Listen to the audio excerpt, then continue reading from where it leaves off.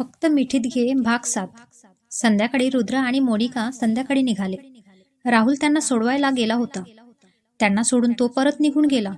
ते दोघं पण चेकिंग करून फ्लाईटमध्ये बसले. 1.5 ते 2 तासाचा प्रवास करून ते केरळला पोहोचले. तिथे त्यांच्यासाठी एक गाडी आधीच उभी होती. ते जाऊन बसले. पुढच्या 20 मिनिटात ते एका भव्य आणि सुंदर अशा हॉटेलला पोहोचले. मोनिकाला ते हॉटेल खूपच आवडलं. मोनिका म्हणाली, रुद्र, किती सुंदर हॉटेल आहे रे हे. आपण 4 दिवस राहणार आहोत. खर्च पण किती येईल ना? रुद्र म्हणतो, नाही येणार खर्च. मोनिका म्हणते, का? रुद्र म्हणतो, आपलंच आहे हे हॉटेल. तास मोनिका आश्चर्यचकित होऊन त्याच्याकडे बघू लागली आणि तिला असं बघून तो गालात हसू लागला. आजची रात्र त्यांनी आराम केला. दुसऱ्या दिवशी सकाळी मोनिका लवकरच उठली. एक्साइटमेंट होते तिला. तिला असं फिरायला वगैरे खूप आवडतं. आज ते तिरुवनंतपुरम मंदिरात जाणार होते, म्हणून तिने ड्रेस घातला होता. काही ब्लू कलरचा ड्रेस, कानात झुमके, डोळ्यात काजळ, ओठांवर हलकी लिपस्टिक आणि गळ्यात मंगळसूत्र आणि हातात 2 बांगड्या. बस एवढंच, पण तरी ती खूप सुंदर दिसत होती. तर रुद्रने मारून ब्लॅक आणि व्हाईट कॉम्बिनेशन असलेले शर्ट, ग्रे कलरची पॅन्ट, हातात रोलेक्स घड्याळ घातलं होतं. मोनिकाने त्याच्याकडे बघून नकारार्थी मान हलवली. याचं काहीच होऊ शकत नाही या अर्थी, कारण ते मंदिरात जाणार होते आणि रुद्रचा देवावर अजिबात विश्वास नव्हता. ते निघाले. थोड्याच वेळात ते तिरुवनंतपुरम येथील पद्मनाथ स्वामी मंदिराजवळ पोहोचले. तिरुवनंतपुरम केरळची राजधानी असलेले शहर. हे शहर ब्रिटिशांचे राज्य असल्यामुळे इथल्या बिल्डिंग्स ब्रिटिश आर्किटेक्चर्स आढळून येतात. तिरुवनंतपुरम येथे पद्मनाभ स्वामीचे मंदिर आहे. फारच सुंदर मंदिर आहे. या मंदिरातील पद्मनाभ स्वामींची मूर्ती पाहण्यासाठी पहाटे जावे लागते, कारण हे मंदिर 12 वाजताच्या आत बंद होते. ते दोघं तिथे गेले. मोनिकाने दर्शन घेतलं. रुद्र काही पाया पडला नाही, पण मोनिकाने जबरदस्ती त्याला टीका लावला आणि प्रसाद दिला. त्यानंतर ते केरळमधली कोची शहर बघायला गेले. कोचीन हे केरळमधली प्रसिद्ध बंदर आहे, त्यामुळे तिथे मोठ्या प्रमाणात आयात निर्यात होते. या ठिकाणी पोर्तुगीजांच्या अस्तित्वाची अनेक गोष्टी पाहायला मिळतील. सोबतच तिथे कोची किल्ला, मत्तानचेरी पॅलेस, चेराई बीच अशी अनेक ठिकाणी पाहण्यासारखी आहेत. रुद्र आणि मोनिका तिथे खूप फिरले, खूप सेल्फीज काढले. मोनिका खूप खुश होती. संध्याकाळपर्यंत ते फिरले आणि मग परत हॉटेलवर गेले. गेल्या गेल्या मोनिका तर झोपूनच गेली. रुद्र काम करत बसला. थोड्या वेळाने मोनिका उठली. रुद्र म्हणते, झाली झोप? मोनिका म्हणते, हो. रुद्र ऐक ना, भूक लागलीये. ते ऐकला आणि रुद्र हसला. रुद्र म्हणतो, माहितीये, मागवलं आहे मी जेवण. ते ऐकून ती खुश झाली. त्याने मस्त थालासरी बिर्याणी, झिंगा करी, नादान कोची वरुथू, मसालेदार चिकन फ्राय मागवलं. ते सर्व बघून मोनिका एकदम खुश. ती मस्त खात बसली. मी गुगल सर्च केलं बरं का, मला पण नाही माहिती हे सर्व कसं लागतं. रुद्र म्हणतो, आवडलं ना जेवण? मोनिका म्हणते, हो, खूप मस्त होतं म्हणत तिने त्याला मिठी मारली आणि तशीच त्याला गालावर तिने ओठ टेकवले. हाय रुद्र तर 7व्या आसमानातच पोचला. त्याने पटकन दुसरा गाल पुढे गेला. तिने तिथे पण त्याला किस केलं. मग त्याने ओठ समोर केले. तसा तिने त्याला फटका मारला. मोनिका म्हणते, जास्त लाड नाही होणार आता, चल आराम करू, उद्या पण फिरायचे अजून. ती परत झोपून गेली आणि रुद्र तिच्याकडे हसत बघत होता. तो पण मग तुला मिठी मारून झोपून गेला. खरं तर त्याला खूप बरं वाटत होतं की ती आता तरी सगळं विसरलीये. तिला आता तरी त्रास होत नाहीये तिच्या भूतकाळाचा. म्हणजे तिला इथे फिरायला आणायचं त्याचा प्लॅन यशस्वी झाला असं त्याला वाटलं. दुसऱ्या दिवशी ते मुन्नार फिरायला गेले. मुन्नार हे केरळ राज्यातील सुंदर असे हिल स्टेशन. चहाच्या बागांमध्ये प्रसिद्ध असलेले हे हिल स्टेशन दरवर्षी लाखो पर्यटकांचे स्वागत करतात. वन्यजीव व निसर्ग प्रेमी या शहराला भेट देतात. ते दोघं मुन्नार शहरातील सर्वात उंच शिखर अन्नुमोडी, ज्यांची उंची 2695 मी आहे. या शिखराचा वरील भाग हत्तीच्या माथ्यासारखा आहे, म्हणून याला हत्तीचा माथाही म्हटले जाते. या शिखरावरील अत्यंत विलोभनीय दृश्य दिसत. ट्रेकिंगची आवड असलेले लोक या शिखरावर जरूर ट्रेनिंग करतात. ते आज तिथेच फिरले. Echo point, traditional village, Pallivasal, Eravikulam national park अशी ठिकाणे ते फिरले. तिसऱ्या दिवशी ते कोवलम गेले. कोवलम एक दुसऱ्यांना लागून 3 अर्धचंद्राकार समुद्र किनारे असलेला आंतरराष्ट्रीय समुद्र किनारा आहे. रुद्र आणि मोनिकाने मग वॉटर ॲडव्हेंचर्स सपोर्ट केले. पहिलं ते पॅरासेलिंग करायला गेले. मोनिका आधी खूप घाबरली होती आणि तिला घाबरलेलं बघून रुद्रला हसायला आलं. पण त्याने तिला समजवलं आणि ते जेव्हा हवेमध्ये गेले तेव्हा तिला खूप मज्जा आली. ती मस्त ओरडत होती. ते परत खाली आले तर रुद्र म्हणतो, कसं वाटलं तुला? मोनिका म्हणते, खरं सांगू, खूप मस्त वाटलं. असं वाटत होतं की मी एक पक्षी होते. वर आकाशात खूप हलकं वाटत होतं. ते दृश्य खूप सुंदर होतं. खाली निळा समुद्र आणि वर पांढरे शुभ्र ढग. मी ना एक कॉस्ट वाचला होता. तो आठवला एकदम. Open the wing of freedom and Mac your dreams through of flying in the air. खरंच आज या निळ्या शुभ्र आकाशात उडवण्याचं एक स्वप्न झालं. नंतर ते स्कुबा डायव्हिंग करायला गेले. तिथल्या ट्रेनरनी आधी त्यांना काही नियम सांगितले आणि मग त्यांनी त्यांना पाण्यात उतरवण्याची परवानगी दिली. त्या निळाशार समुद्राच्या खाली इतकं सुंदर जग आहे याची कोणीच कल्पनाच केली नसेल. वरून शांत वाटणारा समुद्र आतून खूप वेगळा आणि सुंदर होता. वेगवेगळ्या प्रकारचे ते मासे, ती पाण्यातली वनस्पती, समुद्र बाहेरची दुनिया जितकी सुंदर होती त्याहून काही पट जास्त सुंदर ती समुद्र खालची दुनिया होती. मोनिकाने तिथे खूप एन्जॉय केलं. मग मोनिका थोडी दमली म्हणून मग ती किनाऱ्यावर वाळूमध्ये बसली आणि रुद्र सर्फिंग करायला गेला. समुद्राच्या लाटांवर तो खेळत होता. असंही त्याला असे खतरनाक खेळ खेळायला आवडायचे. खऱ्या आयुष्यात सुद्धा तो असेच खतरनाक खेळ खेळायचा. पण त्याचा तो खेळ माणसांच्या आयुष्याची खेळणाऱ्या वाईट माणसांसाठी होता. तो वेळ खेळून परत आला तर मोनिकाने मस्त एक कॉन्स्टेल बनवलं होतं वाळूचं. रुद्र म्हणतो, हे काय केलंय? मोनिका म्हणते, हे ना कॉन्स्टेल आहे. तुला माहितीये मी आई आणि बाबा जेव्हा पण असं समुद्रावर फिरायला जायचे ना तेव्हा मी आणि बाबा हे बनवायचो. पण तेव्हा खूप मोठं बनवायचो. आता बाबा नाहीत ना म्हणून हे छोटं झालंय. पण बाबा बोलायचे माझी प्रिन्सेस पण असाच एक मोठा राजवाडावर राहणार. तेव्हा खूप मज्जा करायचो आम्ही. संपूर्ण अंगाला आमच्या वाळू लागायची आणि ते बघून आई खूप ओरडायची. पण आम्ही तिच्याकडे लक्षच नाही द्यायचो. आज ती खूप भरभरून बोलत होती आणि रुद्र फक्त तिचं ऐकत होता. खरंय ना, सगळ्यांचं वडिलांना वाटतं की त्यांची मुलगी, त्यांची प्रिन्सेस एका राजवाड्यात जावी आणि तिला कसलाच त्रास न व्हावा. जसं आतापर्यंत मी तिला जपलं तसं तिच्या नवऱ्याने पण तिला जपावं. रुद्र पण असाच काही विचार करत होता. रुद्र मनातच म्हणतो, जर आम्हाला पण मुलगी झाली तर मी पण असाच विचार करेन. नाही, मी माझ्या मुलीचं लग्नच करणार नाही. ती नेहमी माझ्या जवळच राहणार. हे बघा, अजून मोनिकाने प्रेम कबूल केलं नाही तरी हे साहेब बाळापर्यंत पोहोचले.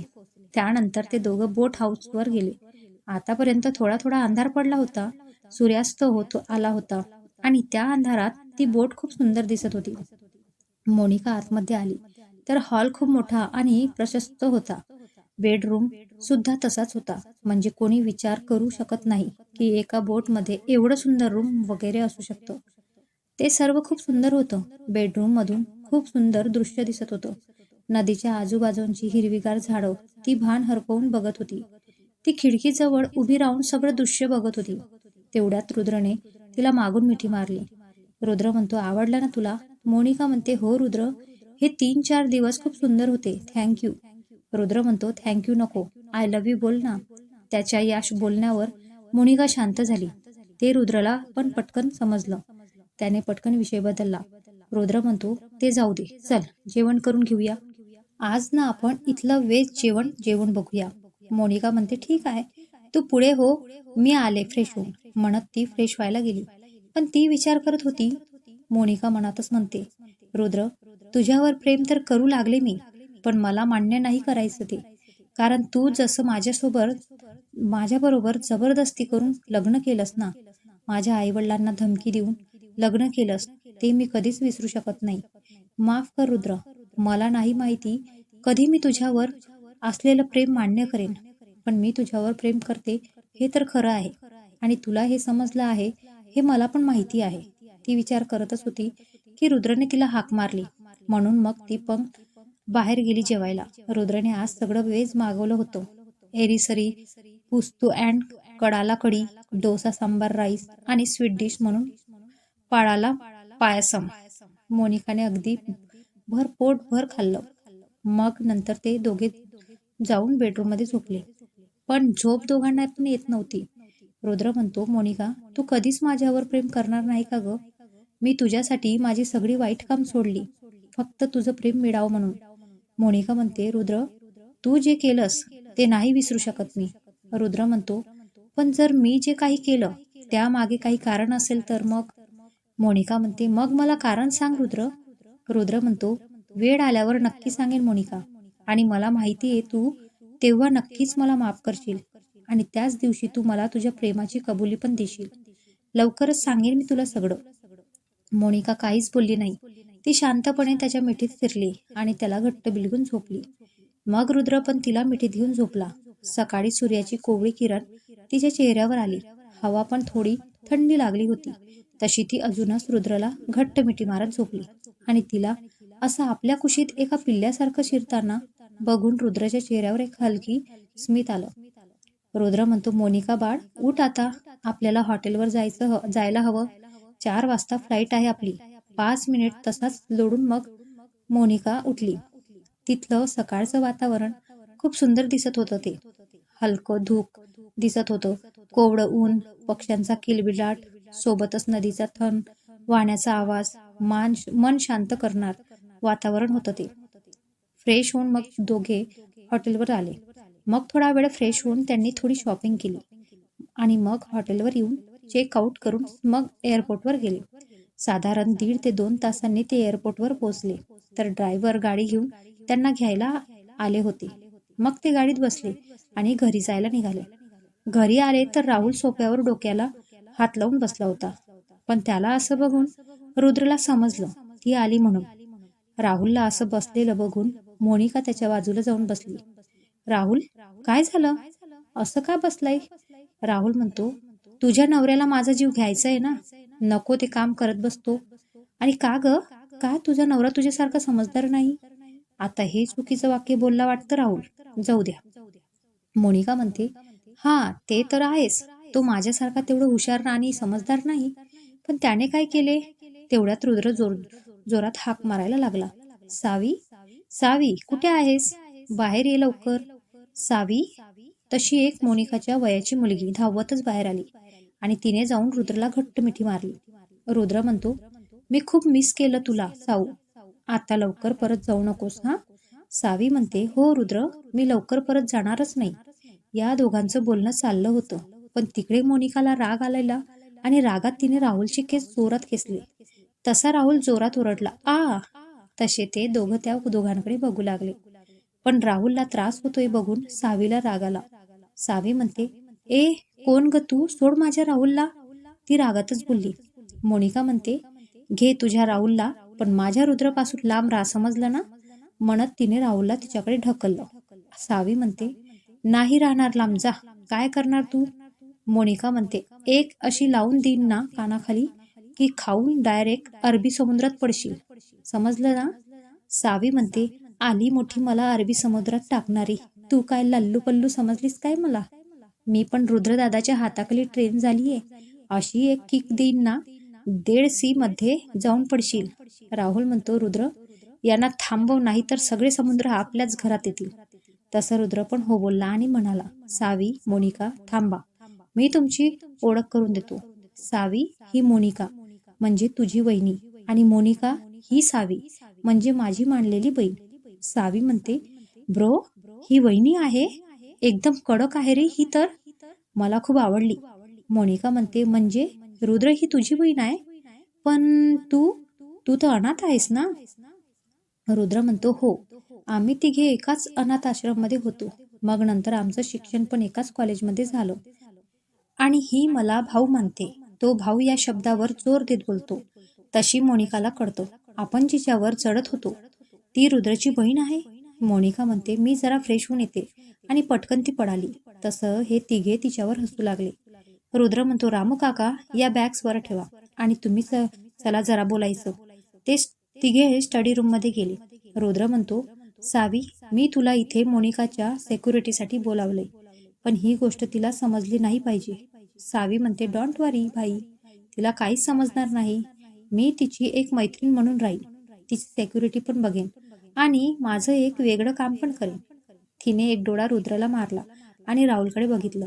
तिला असं करताना बघून राहुलने तोंड वाकडं केलं आणि रुद्र हळूच हसला आणि बोलला, बरं जा आता मोनिका सोबत बोल आणि हो उद्यापासून तू हॉटेलमध्ये येत जा, म्हणजे तिला डाऊट येणार नाही. सावी म्हणते, ओके बॉस, म्हणत ती तिथून गेली. तर ही सावी, ही पण रुद्र आणि राहुल सोबत आश्रमातच मोठी झाली. हे तिघं नेहमीच एकत्र असायचे. जेव्हापासून तिला सगळं समजलंय की ती अनाथ आहे, तेव्हापासून रुद्रने तिला बहीण मानलं आणि ती कळायला लागल्यापासून ती राहुलवर प्रेम पण करू लागली. पण राहुल नेहमी तिच्यापासून लांब राहायचं. त्याला जशी मुलगी आवडते तशी ती बनली. तिने रुद्रकडून फायटिंग, बॉक्सिंग शिकून घेतलं, पण तरी सुद्धा राहुल तिच्याकडे बघायचं नाही. पण तिने कधी प्रयत्न सोडले नाहीत. एक दिवस राहुलला आपलं प्रेम नक्कीच समजेल या मतावर ठाम राहून ती अजूनही त्यांच्यावर प्रेम करत होती. रुद्र म्हणतो, राहुल, जरी मी सावीला तिच्या सुरक्षेसाठी ठेवलं असलं तरी रॉकी त्यांच्या मागेच असणार. राहुल म्हणतो, ठीक आहे, खरं तर तू हिला उगाच बोलवलास. मी ठेवलं आता बॉडीगार्ड्स तिच्यासाठी. रुद्र म्हणतो, राहुल, तिच्या भावना आणि तिचं प्रेम तुझ्याबद्दल खरं आहे. लवकर तिचं प्रेम ऍक्सेप्ट कर, नाही तर जेव्हा तुला तिचं प्रेम समजेल तेव्हा खूप उशीर झाला असेल. राहुलने ते ऐकून तोंड वाकडं केलं आणि तिथून तो निघून गेला. इकडे सावी मोनिकाकडे आली. मोनिका म्हणते, सॉरी सावी, मी मगाशी. सावी म्हणते, जाऊ दे ग ते, मी उद्यापासून तुझ्यासोबत हॉटेलला येणार आहे. मी पण तिथे जॉब करणार. मोनिका खुश होऊन म्हणते, दॅट्स ग्रेट. एक एक विचारू? सावी म्हणते, विचार ना. तुझं राहुलवर प्रेम आहे ना? तिने असं एकदम विचारल्यामुळे ती थोडी गोंधळली, पण मग नंतर बोलली, हो, करते मी त्याच्यावर प्रेम. पण तुला कसं कळलं? मोनिका म्हणते, बस कळलं मगाशी. जसं तुला राग आला ना, त्याच्यावरूनच कळलं आणि तुझ्या नजरेतून पण कळलं मला. सावी म्हणते, मी करते त्यांच्यावर प्रेम, पण तो करत नाही माझ्यावर प्रेम. त्याने माझ्यावर प्रेम करावं म्हणून मग मी त्याला जशी मुलगी आवडते तशी मी बनले, पण तरी सुद्धा तो माझ्याकडे बघत सुद्धा नाही. मोनिका म्हणते, मुळात दुसऱ्याने आपल्यावर प्रेम करावे यासाठी स्वतःला कधीच बदलायचं नाही. समोरच्याने आपण कसे होतो तसाच आपल्यावर प्रेम करावं आणि तसंच आपल्याला ऍक्सेप्ट करावं. तू उद्यापासून जशी आधी राहायची ना तशीच राहा, कदाचित तेव्हा तो तुझ्यावर प्रेम करेल. सावीला तिचं म्हणणं पटलं. ती पण मग हो बोलली. तेवढ्यात रुद्र आला. सावी, जा बाळा, आराम कर, उद्या तुला जायचं हॉटेलला. ती पण मग ठीक आहे बोलत निघून गेली. रुद्र म्हणतो, चल मोनिका, तू पण झोप, उद्यापासून तुझी शिक्षा सुरू. मोनिका म्हणते, कसली शिक्षा रुद्र? रुद्र म्हणतो, जे तू मला फाईल करताना त्रास दिलास ना त्याची शिक्षा. उद्या सकाळी 6 वाजता उठायचं आणि नाही उठलीस तर मी तुला उठवेन. म्हणत त्याने तिला उचललं आणि बेडवर झोपवलं. लाईट ऑफ करून तिला मागून मिठी मारून झोपला. मोनिका काही बोलणार त्याआधीच तो बोलला, आत्ता झोपली नाहीस तर मग मी तुला किस करेन. हे ऐकताच मोनिका चुपचाप झोपून गेली. सकाळी रुद्रने मोनिकाला हाक मारली तर मॅडम उठल्याच नाहीत. मग त्याने तिच्या तोंडावर पाणी मारलं. तेव्हा मॅडम खडबडून उठल्या. पाऊस? पाऊस? रुद्र, घरात पाऊस पडतोय रे, छत्री दे ना रुद्र. ती डोळे बंद करूनच बोलत होती. रुद्र म्हणतो, ए नौटंकी, पाऊस नाहीये काही, चल उठ आता, आजपासून तुझी शिक्षा सुरू असेल. चल उठ, नाही तर बघ मी अजून पाणी टाकेन आणि किस पण करेन. तशी ती पटकन उभी राहिली आणि त्याला चल बोलली. तो तिला घेऊन जिम मध्ये गेला. मोनिका म्हणते, रुद्र, आपण इथे का आलोय? रुद्र म्हणतो, कारण तुझी शिक्षा हीच आहे की तू सेल्फ डिफेन्स करायला शिकायचं. मोनिका म्हणते, कशाला रुद्र, पण तू आहेस ना. रुद्र म्हणतो, मी आहे, पण प्रत्येक वेळेस नाही येऊ शकत ना मी, किंवा वेळेवर नाही येऊ शकलो तुला वाचवायला तर तेव्हा तुला स्वतःची सुरक्षा करता आली पाहिजे ना. आणि मला यावर जास्त काही ऐकायचं नाहीये. मी जे बोललो ते फायनल आहे. मग ती पण गप्प बसली. आज पहिला दिवस म्हणून मग त्याने फक्त 1 तासाचं तिच्याकडून एक्सरसाइज करून घेतली. त्यात पण ती खूप दमली होती. इकडे राहुल टेरेसवर त्याची एक्सरसाइज करत होता. त्याला मोकळ्या हवेत करायला आवडतं म्हणून मग तो तिथे करायचा. तिथे तिथे सावी आली. तिला पण मोकळ्या हवेत आवडायचं म्हणून मग ती तिथे आली. तिला नव्हतं वाटलं की तो तिथे असेल. तिने तिची एक्सरसाइज केली आणि थोडा योगा करून मेडिटेशन करून मग ती खाली गेली. तयार होऊन त्या दोघी हॉटेलला गेल्या. तिथे मोनिकाने सावीची ओळख श्री, रिया, सिद्ध आणि जीविका बरोबर करून दिली. थोडंसं बोलून सगळे आपापल्या कामाला लागले. मोनिकाचे संध्याकाळी जाताना सर्वांना थांबवलं. काय रे श्री, काय झालं? श्री म्हणतो, ते मी आणि जीविकाने आमच्या घरी आमच्या प्रेमाबद्दल सांगितलं आणि आमच्या घरातल्यांनी लग्नासाठी होकार दिलाय. 1 महिन्यात आमचे लग्न आहे, तर तुम्ही सर्वांनी नक्की या. आणि मोनिका, तू तर येच. जीविका म्हणते, आमच्याकडून पहिली पत्रिका तुझ्यासाठी असेल. मोनिका म्हणते, हो, आम्ही नक्की येऊ. आणि रिया, सिद्ध, तुम्ही सांगितलं का तुमच्या घरी? रिया म्हणते, हो, पण सिद्धच्या घरातून नकार येतोय, त्यामुळे तो बोलतोय की जर अजिबात ऐकत नाही तर पळून जाऊ. मोनिका म्हणते, हे अजिबात असं करू नका. तुम्ही तुमच्या प्रेमावर विश्वास ठेवा. तुमचं प्रेम असेल तर तुमचं लग्न नक्की होईल. आणि असंही प्रेम आहे तर लग्न व्हायलाच हवं असं नाही ना. राधाकृष्णाचं सुद्धा प्रेम होतं, पण त्यांचं लग्न नव्हतं झालं ना. तुम्ही पळून जाऊन लग्न कराल, पण त्यानंतर तुमच्या दोघांच्याही घरच्यांचा किती अपमान होईल, किती बोलतील त्यांना तुमचे नातेवाईक. खास करून रिया तुझ्या वडिलांना बोलतील, कारण तू एक मुलगी आहेस. आपल्या समाजात मुलीची चूक असेल तर ती सर्वात आधी दाखवली जाते. त्यामुळे असं काहीच करू नका ज्याने तुमच्या घरातल्यांची मान खाली जाईल. तुम्ही तुमच्या मतावर ठाम राहा, मग ते लावून देतील तुमचं लग्न. ओके? सिद्ध म्हणतो, थँक्स मोनिका, आम्ही आमच्या घरातल्यांना म्हणू, पण आता परत पळून जायचा विचार नाही करणार. मोनिका म्हणते, गुड, चला बाय. सगळे घरी गेले तर इकडे रुद्रला जॉनचा कॉल आला. जॉन म्हणतो, बॉस बॉस ते मॅडमचे आई वडील त्यांना. रुद्र म्हणतो, काय झालंय जॉन, पटकन बोल. जॉन म्हणतो, बॉस त्यांना कोणीतरी किडनॅप करून घेऊन गेले. रुद्र म्हणतो, व्हॉट?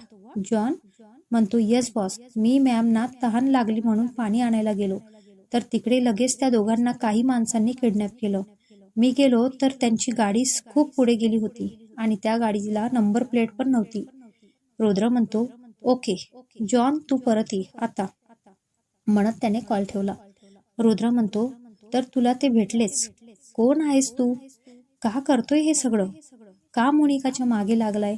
काय हवं आहे तुला? हे तर मी शोधून काढणारच. तू जो खेळ 20 वर्ष आधी सुरू केलाय त्याचा शेवट मी आता पूर्ण करेल.